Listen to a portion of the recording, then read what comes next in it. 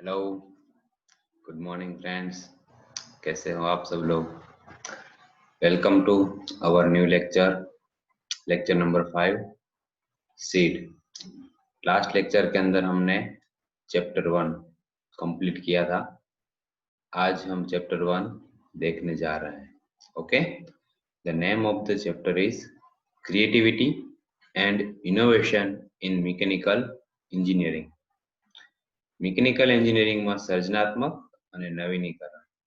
Okay, so in unit 1 there are 4 chapters. There are total 6 units and chapter is 11.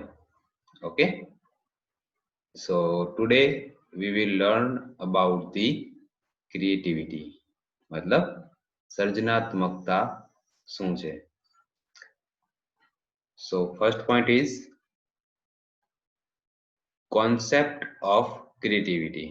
સર્જનાત્મકતાનો ખ્યાલ. તો સર્જનાત્મકતાનો મતલબ છે कि તમે કેટલું વિચારી શકો છો. क्रिएटिविटी का मतलब है कि आप कितना सोच सकते हो, आपकी थिंकिंग कितनी है. Okay, so the word creativity indicates some new creation. It has the miraculous power of the human mind. સર્જનાત્મકતા માનવ મનની એ શક્તિ સ્પષ્ટ કરે છે કે જુદા જુદા ક્ષેત્રોમાં નવા નવા વિચારોનું સર્જન થાય છે.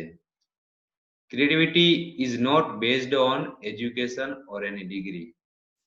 સર્જનાત્મકતા કોઈ વૈપિક शैक्षणिक डिग्री अथवा अनुभव आधारित नहीं, वो खुद अपने दिमाग से ही आती है. इसके लिए कोई भी डिग्री या किसी की एजुकेशन की जरूरत नहीं होती क्रिएटिविटी के लिए. तो सब के पास सोचने की शक्ति होती है. जो बंदा जितना पावरफुल सोच पाएगा उसकी टॉप क्रिएटिविटी मतलब उसकी सृजनात्मकता सबसे अच्छी होगी. तो अगर आपको एक सफल बिजनेसमैन बनना है तो उसके लिए आपको क्रिएटिविटी बहुत ही इम्पोर्टेंट है. तो ઉદ્યોગ સાહસની સફળતામાં સર્જનાત્મકતાની ભૂમિકા માનવ શરીરની બેકબોન સ્વરૂપની છે. Clear? The creativity is essential for the successful entrepreneurship because an entrepreneur has to operate in an unpredictable and dynamic business environment. अगर आप बिजनेसमैन हो तो आपको कभी भी कोई भी चैलेंज आ सकता है, तो उस चैलेंज को आपको क्रिएटिविटी में कैसे चेंज करना है वो आपके दिमाग के ऊपर निर्भर करता है. So here is the definition of creativity. સર્જનાત્મકતા એ માનવ મનનું એવું કૌશલ્ય છે જે જ્ઞાન અને વિજ્ઞાનથી પર છે. इसकी बहुत सारी डेफिनेशन है, 5 से 6. तो अपन 1 बाय 1 एक एक देखते हैं. સર્જનાત્મકતા એ મનની કળાત્મક કૌશલને સ્પષ્ટ કરે છે. સર્જનાત્મકતા તદ્દન નવા જ પ્રકારનો વિચાર છે જે વ્યક્તિના ટેકનિકલ કૌશલ્ય કરતા કંઈ વિશેષ છે. मतलब creativity is a one idea कि आपके दिमाग में दिन में 70,000 आइडियाज और विचार आपके दिमाग में आते हैं, ऐसा बुक में आपने पढ़ा होगा. सो ऐसा कोई अच्छा आइडिया अगर भी आपको आ जाता है तो आपकी लाइफ चेंज कर सकता है. क्लियर? સર્જનાત્મકતાને મનના એવા કૌશલ્ય સાથે સંબંધ છે જે નવા વિચારો અને તેમાંથી નિપજતી નવી પેદાશો અથવા સેવાઓના સર્જન માટે આધાર પૂરો પાડે છે. સર્જનાત્મકતા એક એવી પ્રક્રિયા છે જેનાથી કોઈક અસલ અને ઉપયોગી વસ્તુનું સર્જન થાય છે. ક્લિયર? अब क्रिएटिविटी की कैरेक्टरिस्टिक क्या है? अगर किसी के पास अच्छी क्रिएटिविटी है तो उसकी लाक्षणिकताएं क्या क्या है? तो फर्स्ट जो है उसकी कि સર્જનાત્મકતા એ વ્યક્તિની જન્મજાત માનસિક ક્ષમતા છે જેને વિશિષ્ટ પદ્ધતિઓ દ્વારા વિકસાવી શકાય છે। तो जब से आपका बॉर्न होता है तो वो आपके मन के साथ ऑटोमेटिक जुड़ी हुई होती है और उसको अलग अलग टेक्निक से आप बढ़ा भी सकते हो अपनी क्रिएटिविटी को। So it is not fix, you can also change it. સર્જનાત્મકતાનું માપ મનની વિકેન્દ્રિત વિચારોનું સર્જન કરવાની ક્ષમતા દ્વારા માપી શકાય છે। तो क्रिएटिविटी है उसको अपन नाप सकते हैं। तो સર્જનાત્મકતાનો વિચાર જ્યારે બહાર લાવવામાં આવે છે તે નવો જ અને અસલ પ્રકારના હોય છે જેના અગાઉ અસ્તિત્વ નહોતું। मतलब ऐसा जो क्रिएटिविटी है वो हमेशा कुछ नई चीजें ही लाती है। ठीक है। दूसरा कैरेक्टरिस्टिक है સર્જનાત્મકતા એ તર્ક અને વિજ્ઞાન કરતા કળા સાથે વધુ સંબંધ છે। It is a art. આમ સર્જનાત્મકતા સ્ટેટિક કરતા डायनेमिक स्वरूप धरावे છે। सो वो स्टैटिक नहीं है, डायनेमिक है, मतलब वो चलती फिरती है। वो सृजनात्मकता कोई फिक्स चीज नहीं है, it is an art. Mechanical engineering ક્ષેત્રમાં કૌશલ્યનો ઉપયોગ અનેક ક્ષેત્રમાં થતો હોવાથી સર્જનાત્મક શક્તિનું અસ્તિત્વ અને વિકાસ એ મહત્વના પાયારૂપ પરિબળો બની રહે છે। In mechanical engineering creativity is very important.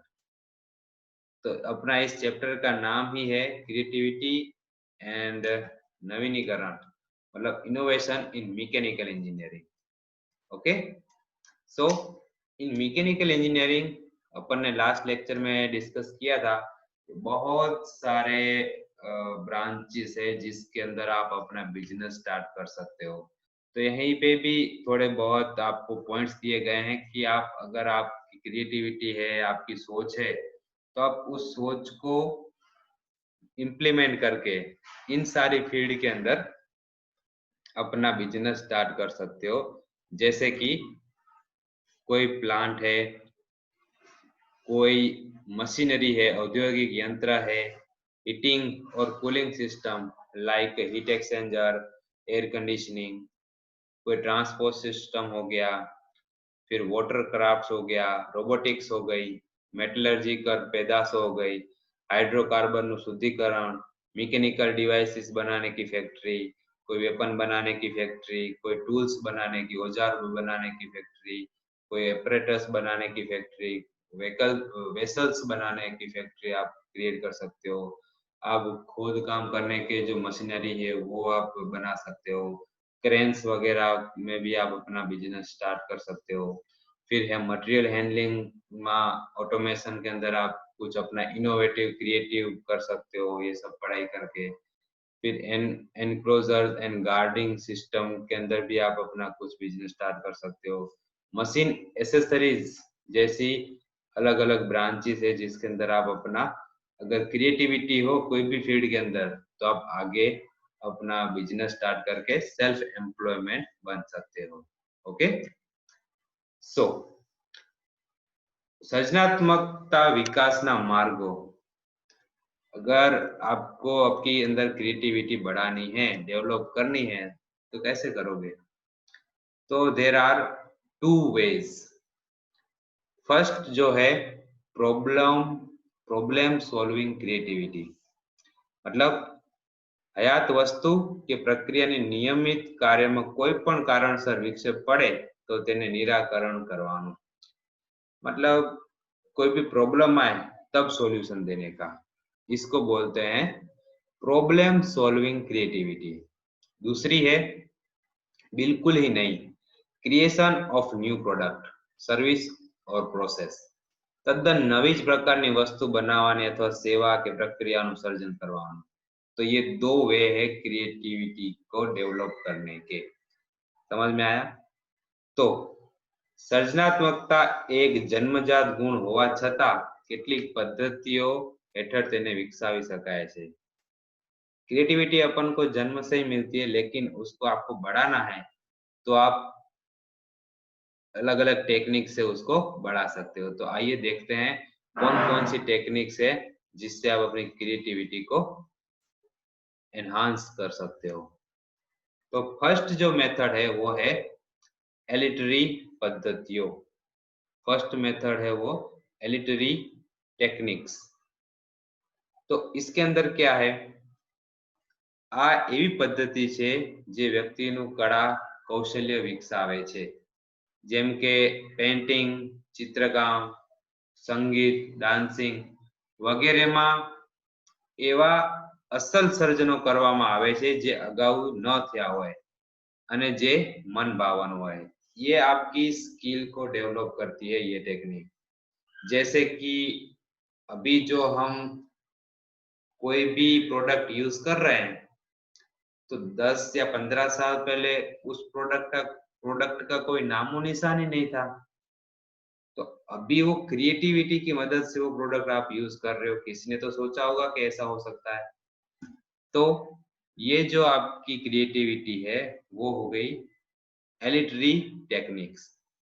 समझ में आया? जैसे कि कोई कार का एग्जांपल ले लो। अभी जो आपकी गाड़ी आ रही है कार्स, उसके अंदर कोई भी जो टेक्निक है वो 10 साल पहले वो आ रही थी? नहीं आ रही थी। तो दिन ब दिन आपकी जो क्रिएटिविटी है वो बदलती जाती है और आपको नई नई चीजें को यूज करने को मिलता है। ओके, આમ સર્જનાત્મકતા એલિટરી પદ્ધતિ નવી નવી પેદાશો, સેવાઓ અને પ્રક્રિયાના વિકાસમાં સહાયક નીવડે છે। Okay, clear? तो ये हो गई टेक्निक आपकी एलिटरी technique.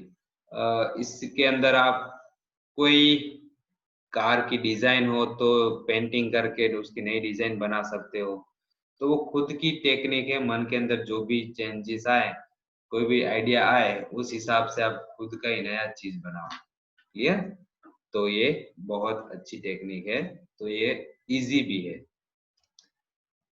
Second technique is improvisation. So इस टेक्निक का कोई बेस नहीं है।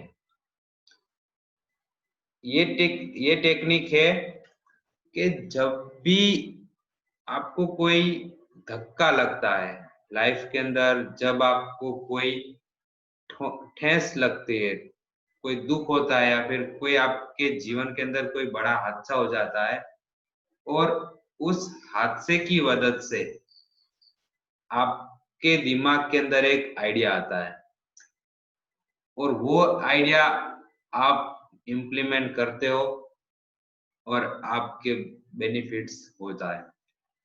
समझ रहे हो? आपने बहुत सारी मूवीज वगैरह में देखा होगा कि कोई हीरो को किसी ने कुछ किया और उसको दुख पहुंचा, तो फिर वो अपनी लाइफ को चेंज कर देता है पूरा ही पूरा। क्लियर? तो इसी हिसाब से इसके अंदर भी इंसान को कभी ना कभी कुछ ऐसे प्रॉब्लम आ जाती है जिसकी मदद से वो कुछ नया सोचने लगता है।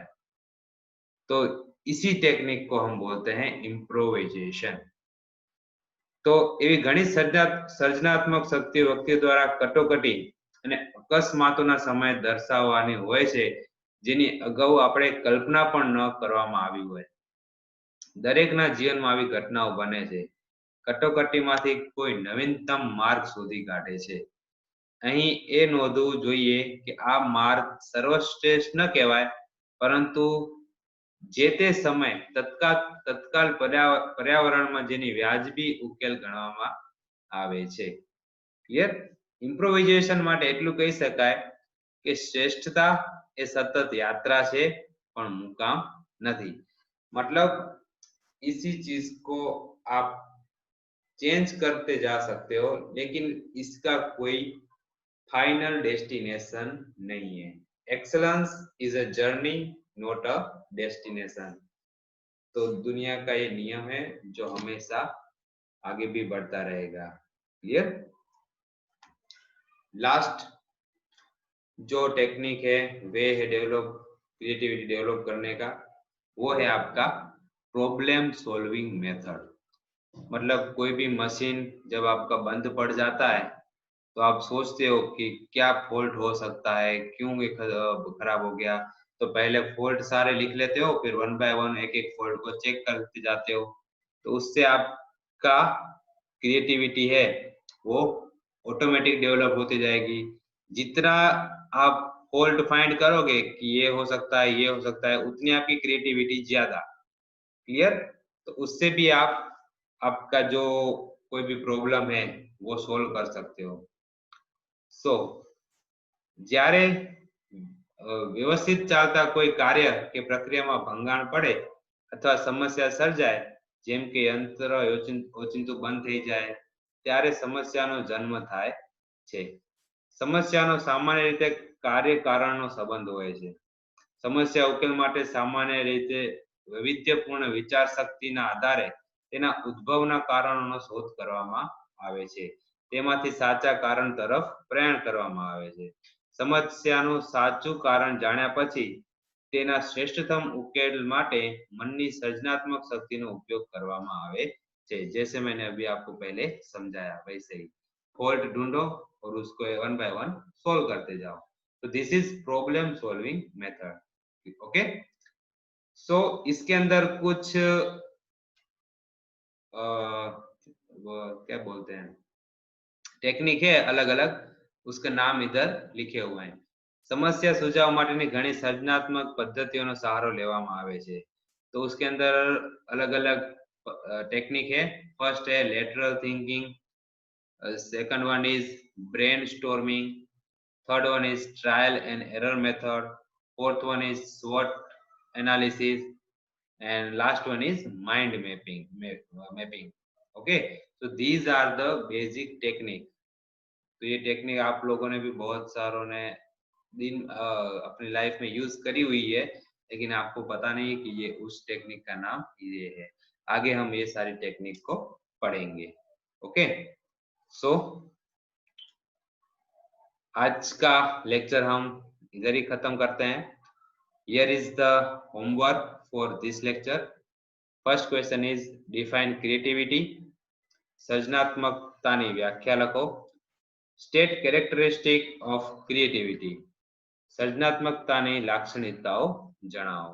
Okay, these both question are very important. GTU के अंदर भी आपको एग्जाम में आए हुए हैं, तो आप इसको लिखकर गूगल क्लासरूम के अंदर आप मेरे को ये असाइनमेंट सबमिट करेंगे. सभी स्टूडेंट को रिक्वेस्ट है कि आपके जितने भी असाइनमेंट हो वो सारे असाइनमेंट आप गूगल क्लासरूम के अंदर ही सबमिट करवाइए. ओके, क्योंकि आपका रिकॉर्ड वहां पे रहेगा हमेशा के लिए. Okay, thank you friends.